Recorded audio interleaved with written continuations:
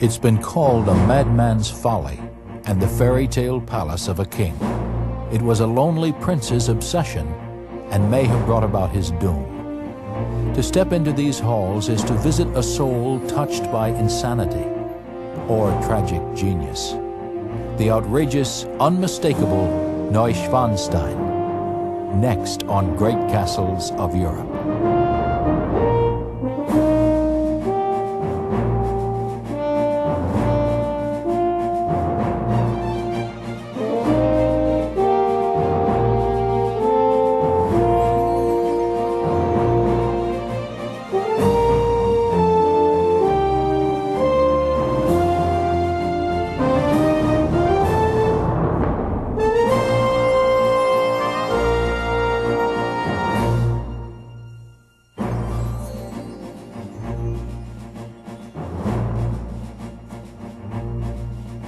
In the Bavarian Alps of southern Germany, nature carves fortresses of woodland and stone.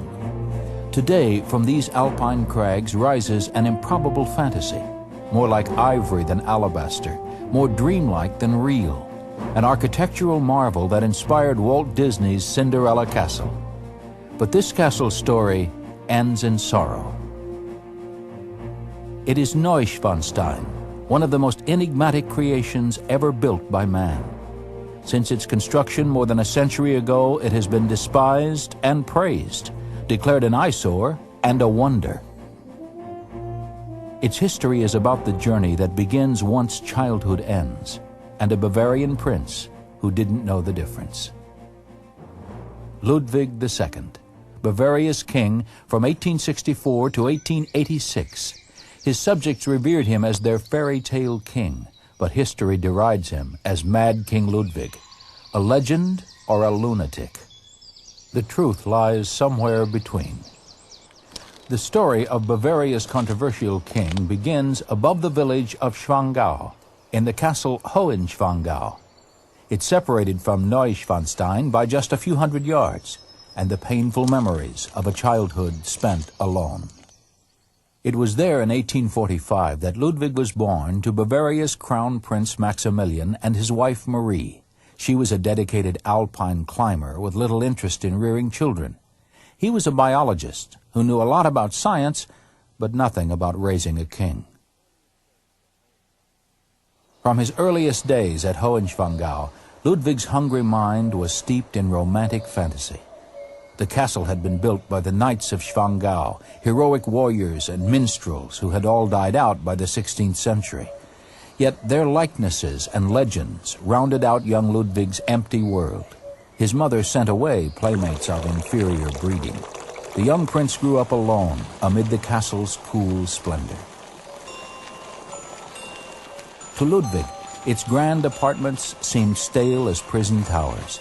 There by the hour, pious tutors filled his head with church rhetoric, when it was the knights of a lost romantic time who had captured his heart. As he grew, Ludwig discovered another kingdom lying just beyond the castle walls, the magnificent Bavarian Alps. From their heights, Hohenschwangau was a distant dream. During far-ranging climbs and long horseback rides, Ludwig found solace in nature's serenity. He cherished the company of local farmers. He'd maintain these attachments for the rest of his life. Soon, the prince met the companion who would influence him most, literature. In the dramas of von Schiller, he found voice for his idealism and solitary longing. If escape were possible from the disappointing world, it was through the door thrown open by the Romantics. Enraptured by nature and legends of heroic deeds, Ludwig felt he was headed for a life of greatness. Instead of resenting his royal blood, he looked forward to someday taking the throne.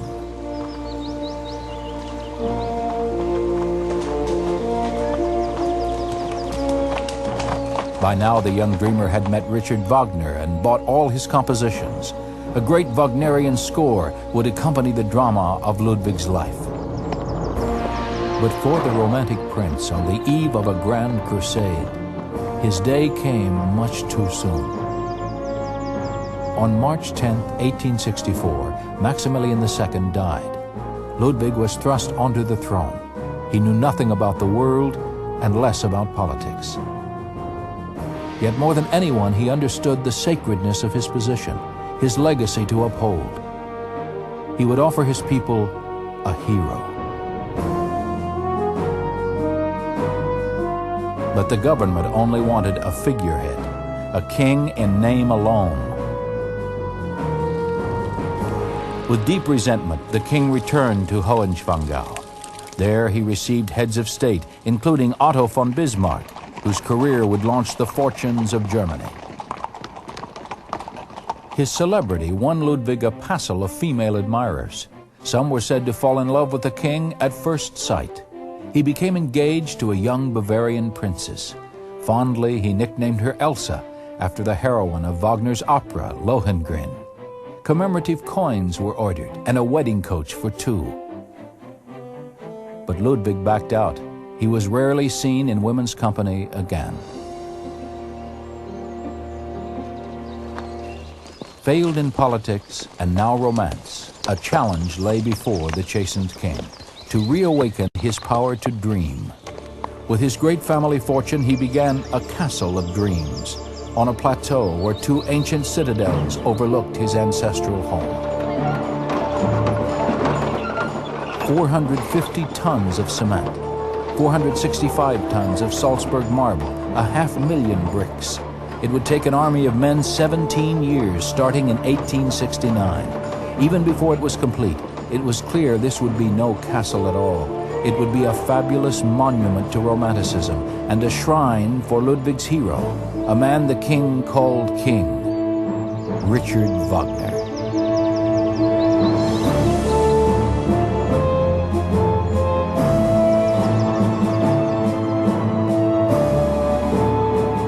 The castle in the sky would be a paradise befitting a chivalrous knight, soaring high above the tawdry world below. There, only noble instincts would prevail. There, truth and beauty would reign. He dubbed it Neuschwanstein, New Swan's Castle.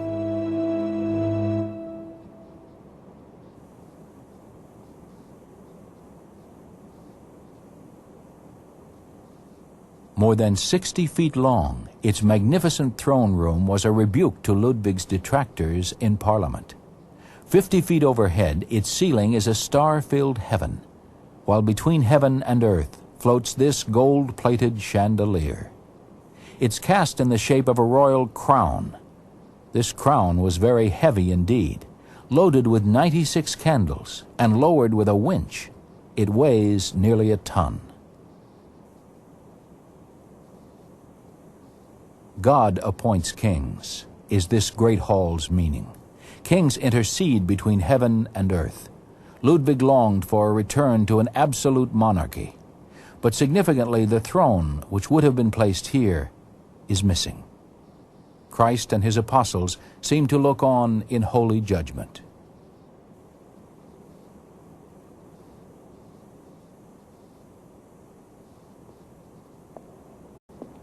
As the castle neared completion, few people but Ludwig and one or two intimates ever set foot inside. Yet during its construction, the king spent many hours here in his customary solitude. As he turned his back on government duties, tensions with Parliament grew. Bavaria's clergy and narrow-minded aristocracy complained about the money he was spending on Wagner. After meeting his idol in 1864, Ludwig moved him to Munich and supported him lavishly. Finally, in a newspaper, Ludwig's enemies accused Wagner of sedition. This image of a plague, this paid music maker, this man has the intention of isolating the king and exploiting him for the treasonable ideas of a revolutionary party. In less than 2 years, these attacks forced the king to make Wagner leave Bavaria. "You have to believe me," Ludwig wrote the composer. "I had to act like this. My love for you is eternal." For Ludwig, this was a turning point. The mantle of his office was becoming unbearably heavy, and the rift of trust between Bavaria's government and its king widened into a chasm.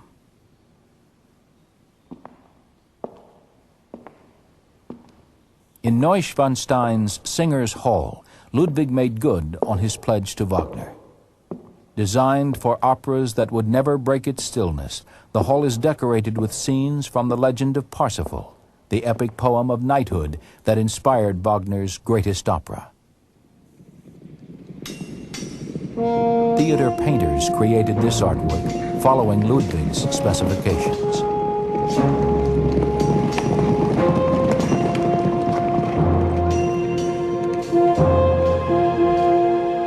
Here, Parsifal does battle with the Red Knight.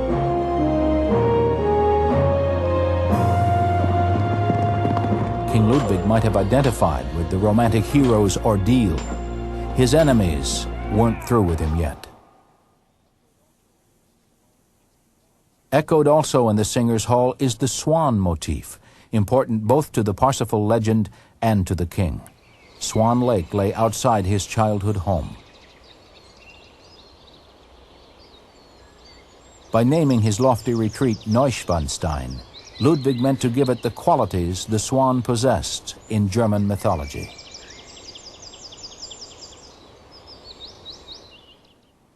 The swan represents what is holy and pure, free of the earth, and so not of the earth. In his anguish, Ludwig wrote to Wagner, "Oh, how futile is this world! How miserable, how cruel so many men! Their lives are centered in the close circle of triviality. Oh, if only this world lay behind me." Swans are also famous for their metamorphosis. Their brown offspring molt and turn blindingly white, pure. Now reaching middle age, King Ludwig's transformation went the other way.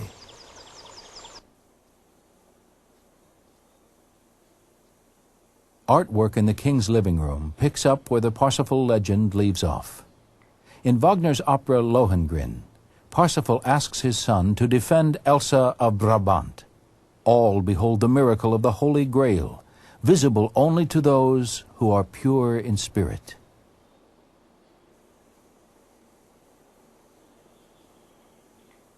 Wagner never laid eyes on the shrine Ludwig had created for him at Neuschwanstein. Banished from Bavaria, he never once set foot inside. But through letters, he kept in touch with his former patron.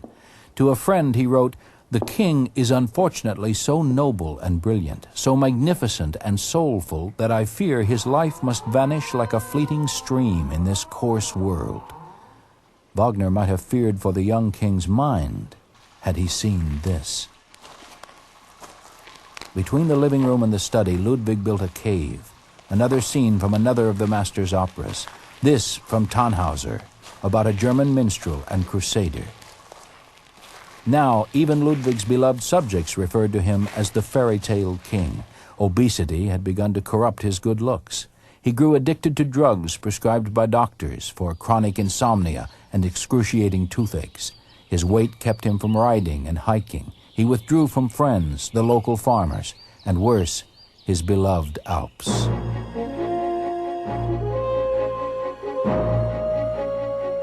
Members of Ludwig's family wondered about his sanity. His devotion to literature, here the Germanic saga of Siegfried, took on the pall of an obsession. Madness, it was said, ran in his blood. His brother Otto would spend years in an asylum. His aunt Alexandra maintained a lifelong conviction that she had swallowed a glass piano.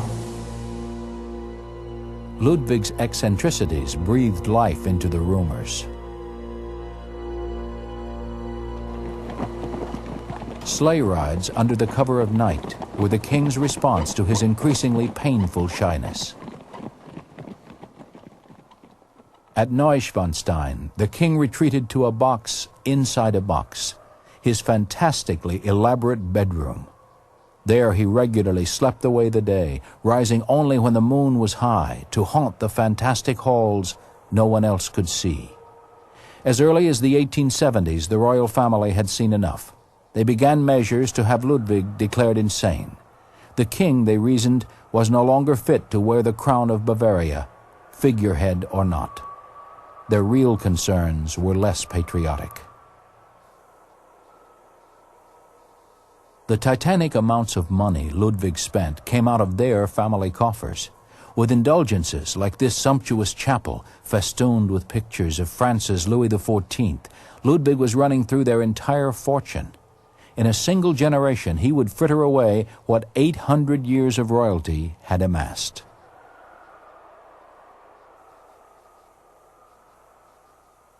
But the lord of New Swan's castle was unrepentant. To the contrary, the dreamers spent more.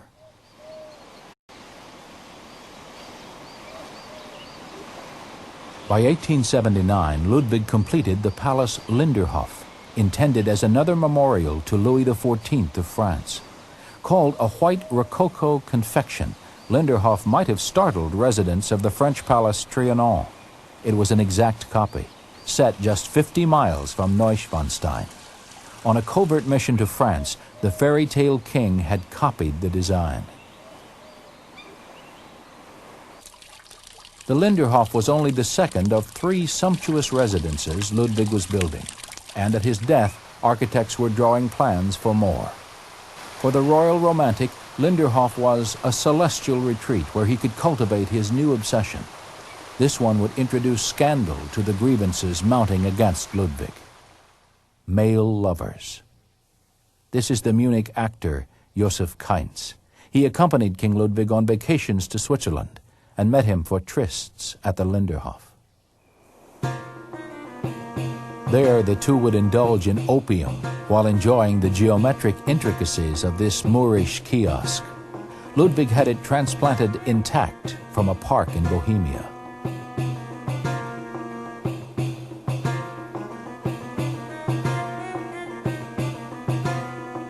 Despite these treasures, Kainz found Ludwig boring.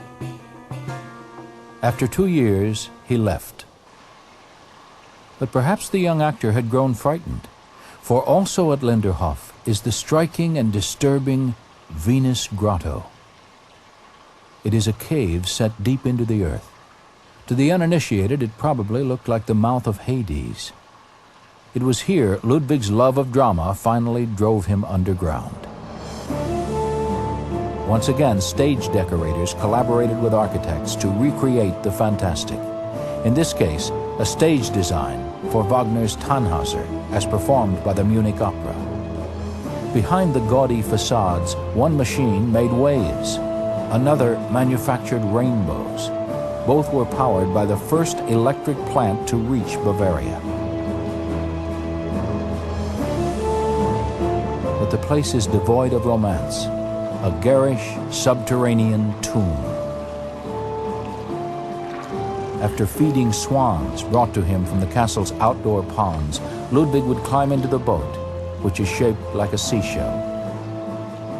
Then, usually alone, the sovereign king of Bavaria would have himself rowed round and round the eerie, artificial lake.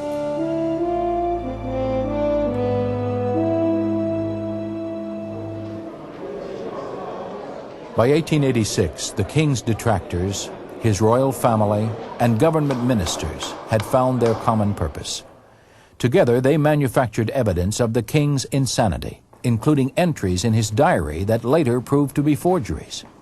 One of their more subtle stories was that the main stairway at Neuschwanstein was reserved for Ludwig's use alone. At the slightest violation of this rule, the king would fly into a most unkingly rage. This story, and others like it, were false, but the stairway did hold a special place in the king's heart.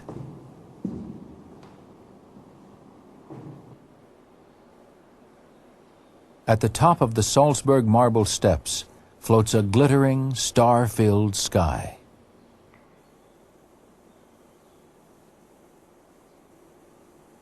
The central column of the staircase, a majestic date palm, appears to hold up the roof of heaven. A believer all his life, Ludwig must have felt that such a vision awaited him when this world's trials lay behind. He had just one more to endure. The king's enemies, abetted by psychiatrists, compiled an extensive psychological profile of Ludwig. They especially noted his romantic excesses. Their goal was to prove that the king was incapacitated by mental illness. To achieve it, they gathered interviews from dozens of people, few who'd actually had much contact with Ludwig, many with reason to resent him. No examination of the king was ever made. As for Ludwig, there's little doubt he foresaw the impending coup. Local townspeople even offered him a plan of escape, but the king seemed resigned to his fate. Shortly before the catastrophe, Ludwig wrote to the American author Lou Vanderpool, "Insults wound me so deeply that they disarm me. They force me to the ground, and I am sure they will one day destroy me. I am called a fool.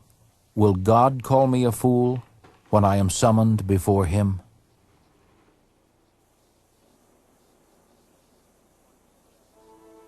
Only in its final sad scene would Ludwig's life take on the epic proportions of the Wagnerian operas he so much admired. The heroes he had failed to emulate in deeds, he would now join in tragedy.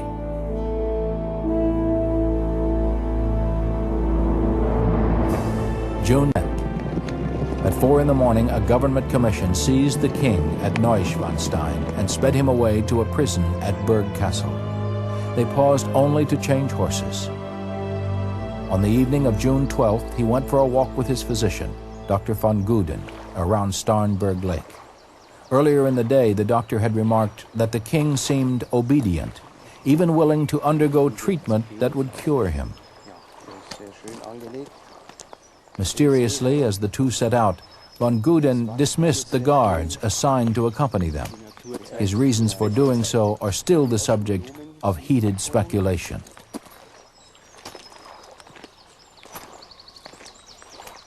King Ludwig II and Dr. von Guden were never seen alive again. A frantic search by the castle staff revealed the king's coat near the lake.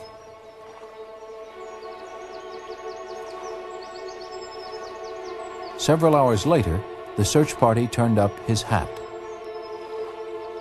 Soon the bodies were discovered, drowned. To mark the spot, this cross was erected by the villagers of Leoni, Bavaria, faithful to their king to the end. Officially, Ludwig's death was ruled a suicide. The government swamped the press with evidence of his insanity before his body was cold. A few weeks later, Neuschwanstein was opened for tourism. Allegations of conspiracy persist to this day. To his beloved countrymen, their favorite king lives on through his extravagant creations. For us, his legacy is a blend of fantasy and tragedy that challenges the mind. As the king himself once wrote, "I want to remain forever an enigma to myself and to others."